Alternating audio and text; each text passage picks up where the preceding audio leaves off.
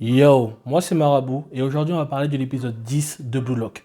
Je n'ai pas sans savoir que Blue Lock est l'un de mes mangas favoris et le but avec ces reviews est de savoir si Blue Lock est capable de devenir le manga de sport numéro 1 devant ça ou encore ça. Maintenant que ça c'est dit, commençons. Bon, avant toute chose, petite parenthèse Coupe du Monde. Le Japon a battu l'Espagne et l'Allemagne. En même temps, ils portent les maillots officiels du manga Blue Lock. Bref, le projet Blue Lock est en pleine bourre, ça marche de ouf, marketingment parlant, je trouve ça incroyable. On force un peu sur les réseaux, oui, ok, je sais. En Coupe du Monde, le Japon, boulot. Bref, passons à l'épisode.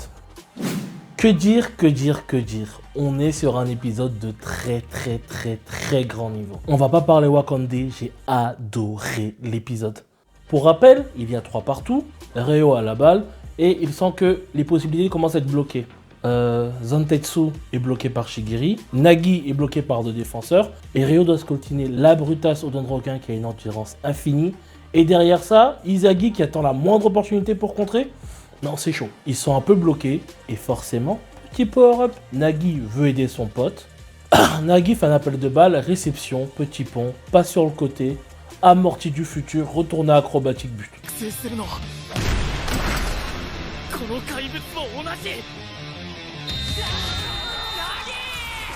Bref, Nagi est un génie, mais ça, on le savait, on l'a vu sur les 2 premiers buts. Ce qui est super impressionnant surtout, c'est que il commence à agir de lui-même et il commence même à aimer le football.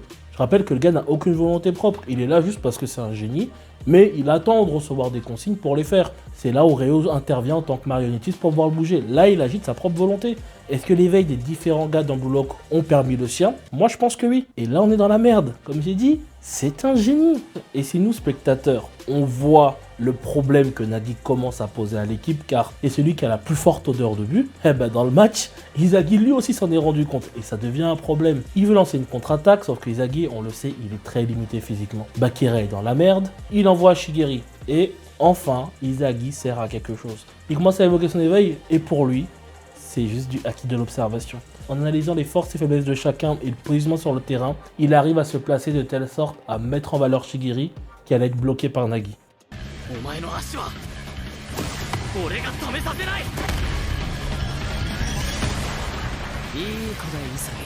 Shigeri tire, bloqué par le goal. Gamuro fait une demi-volée, encore une fois bloqué. Et là, Izagi avait tout vu. L'enchaînement d'actions finit par Kurogami qui, dans sa zone,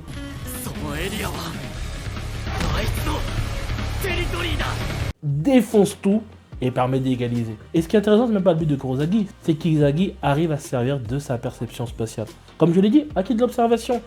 Est-ce qu'il peut le faire tout le temps? Je pense pas, sinon en fait ça deviendrait beaucoup trop pété. Tout ce jeu de pièces à construire, de puzzles, de compréhension, ça colle bien à Izagi, et la manière dont ils nous ont emmené ça dans Blue Lock, je trouve que c'est assez compréhensible, c'est une émotion logique du personnage, et ça le rend pas non plus trop pété. Mais ça reste du acquis de l'observation.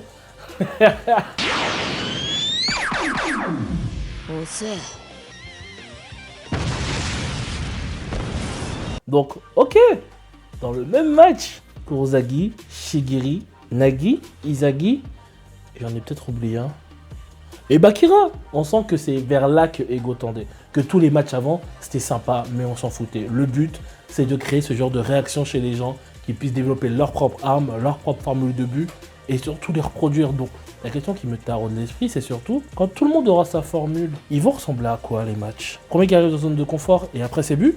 Mais oui, c'est clair. Je sais pas, mais en tout cas, abonne-toi. On le verra ensemble de toute façon dans les reviews. Hein, allez, clique. Ça te coûte rien de toute façon. C'est Noël, sois gentil gros. Sois gentil. 4 partout, il reste moins de 5 minutes de temps de jeu. Qu'est-ce qui se passe? Comment on fait? Comment on avance? C'est à ce moment-là que, petit flashback sur Kuon. Kuon, autant c'est un vrai connard qui joue soliste, pas de souci. Mais le fait de le montrer en début de vidéo, puis d'un flashback, connais les Neketsu. Il va forcément agir, il va revenir du côté de la lumière. Il va faire quelque chose pour aider son équipe. Il peut pas rester un connard. Ça serait pas anti-shonen, mais même un peu, ou ça serait vraiment trop différent. Bref, Du coup, Kyun, c'est pas le connard que l'on croit, c'est juste que c'est un gars qui est trop passionné. Il a créé son équipe de football. Ah, tu connais les délires du Japon où il n'y a pas d'équipe, tu fais une liste, tu vas essayer de recruter des gens pour monter la structure, trouver des ballons, des équipements, faire des matchs, etc. Eux, ils font tout seul et Kyun, c'est ce gars. Le problème, c'est que si lui, il est passionné et qu'il veut aller au plus haut niveau, les gars qui l'entourent sont en mode, on a fait du sport, c'est pas notre priorité. Et lui, ça l'a énervé, ça le déçoit. 日本代表っていやノリだろマジでいけるとか思ってるやつお前くらいだしつうかこんな弱小校が全国とかお前アニメ見すぎ Donc forcément, quand il arrive au Blue Lock, c'est l'occasion pour lui de percer et de le faire solitaire. Il a essayé en équipe, ça n'a pas marché. Le problème, c'est que dans le Blue Lock, il a jamais trouvé autant de passionnés et bon, bah du coup, il a pris la mauvaise décision. Ça arrive. Mais ce genre de combat, honnêtement, je le comprends totalement. C'est un peu ce qui se passe dans Major où le gars monte une équipe à partir de rien avec des gens qui ne sont pas aussi passionnés que lui. Dans Kuroko Basket, on a pareil où il monte l'équipe l'année d'avant. L'équipe de série n'a que 2 ans au final, avec des gars passionnés et ils sont 5-6 et bref, ça marche. Et Kyun qui était un peu dans sa rage et en voyant un peu toute la détermination de ses coéquipiers, décide de faire un move. Passe longue de Ryo pour Nagi. Izagi utilise son acquis de l'observation et essaye de se placer au moment de la réception +1. Donc à gauche ou à droite, il fait des calculs, se place, sauf que Nagi est un génie. Il y a pas de, on peut pas anticiper ce qu'il va faire.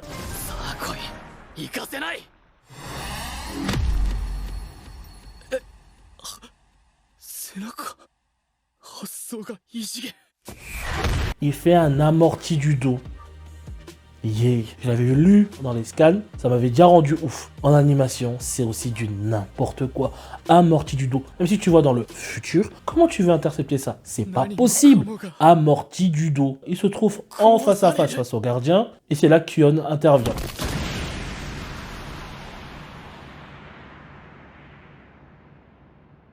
Il lui fait inspire.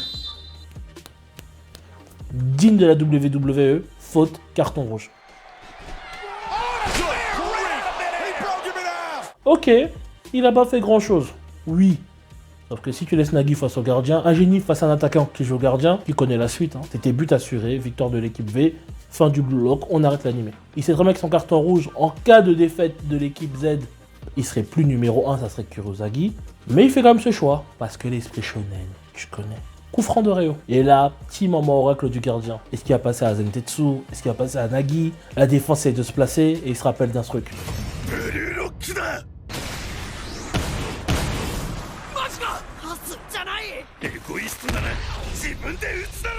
Arrêt du gardien, sauf que Zantetsu est là, il tire. Arrêt d'un autre joueur. Nagi tire. Arrêt d'un autre joueur encore. Bref, les 3 tirs des 3 attaquants stars de l'équipe V ont été contrés. Et miraculeusement, la balle tombe du côté de Nagi qui lance la contre-attaque.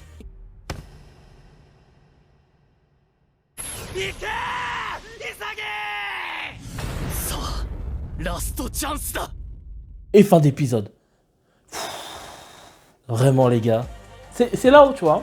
C'est le genre de petites choses qui fait qu'on sait qu'un animé nous a eu. Quand il te coupe l'épisode et que tu te dis c'est pas possible, c'est pas un bon endroit pour couper, oh il nous manque quelque chose, c'est que tu t'es fait avoir gros.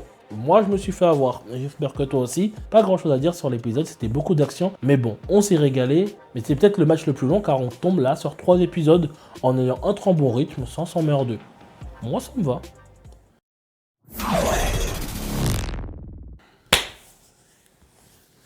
C'est l'heure de la notation. Bon, sans surprise, en MVP, on va mettre Nagi. À un moment, le gars, il veut juste se mettre au football.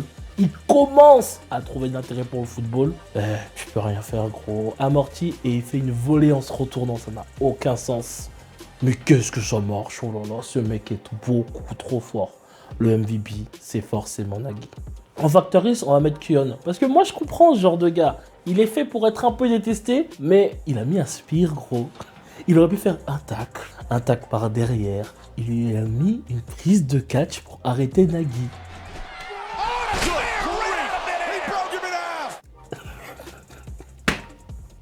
C'est même pas sportif.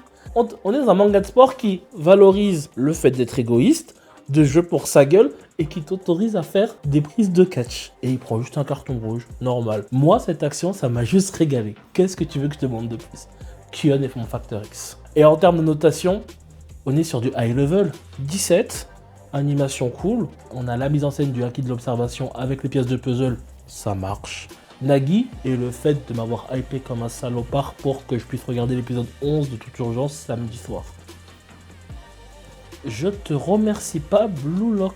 Bref, c'était Marabout pour la review de l'épisode 10. J'espère que t'as kiffé. Si c'est le cas, oublie pas de partager à ton papa, ta maman, ton grand frère, ta soeur, ta tante, ton oncle. Et je sais pas qui tu veux le faire, mais partage, gros. Partage juste. Si tu le fais, c'est juste un putain de roi.